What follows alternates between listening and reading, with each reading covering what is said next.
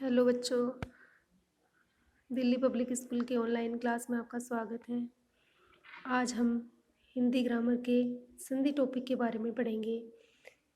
संधि शब्द सम प्लस धी से बना है, जिसमें सम का अर्थ सम्मान से और धी का अर्थ धारण करने से लिया जाता है। इसकी परिभाषा है, दो या दो से अधिक वर्णों के मेल को संधि कहते हैं।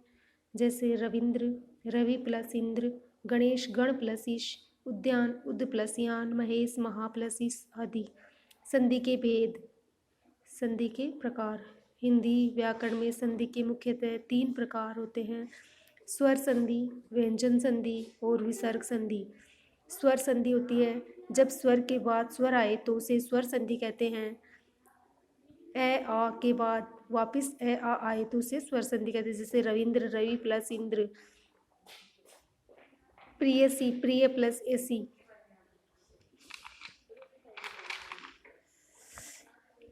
स्वर संधि 5 प्रकार की होती है। पहली है दीर्घ स्वर संधि। दीर्घ होता है बड़ा, दो समान स्वर मिलकर यदि दीर्घ हो जाते हैं।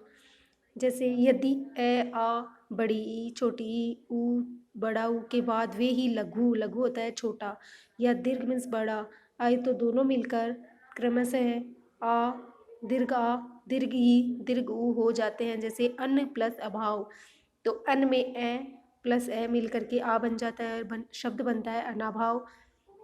विद्या प्लस अर्थी, आ प्लस ए दोनों मिलकर आ हो जाते हैं, दीर्घ आ बनने पर शब्द बनता है विद्यार्थी। महा प्लस आत्मा, आ और आ के मेल से दीर्घ आ बन जाता है, शब्द बनता है महात्मा। भानु प्लस उदय, ऊ के मिलने से दीर्घ ऊ बनता है, शब्द बनता है भानुदय। रजनी प्लस इस ई के मेल से दीर्घ ई बनती है, शब्द बनता है रजनीश। गिरी प्लस इंद्र, छोटा ई दोनों छोटी ई मिलने से दीर्घ ई बन जाता है, शब्द बनता है गिरीन्द्र। वधु प्लस उत्सव, बड़ा ऊ छोटे ऊ से मिलने से दीर्घ ऊ बन जाता है, शब्द बनता है वधुत्सव। वैसे ही सेकंड स्वर संधि का सेकंड भाग है गुण स्वर संधि। यदि ए या आ के बाद ई या बड़ी ई, ऊ या बड़ा ऊ, री आए तो दोनों मिलकर क्रमशः ए ओ और अर हो जाते हैं। जैसे ए आ के बाद ई छोटी ई या बड़ी ई, छोटा ऊ बड़ा ऊ या री आता है तो लघु और दीर्घ ई की बन जाता है ए, लघु और दीर्घ ऊ का बन जाता है ओ, और री का बन जाता है अर।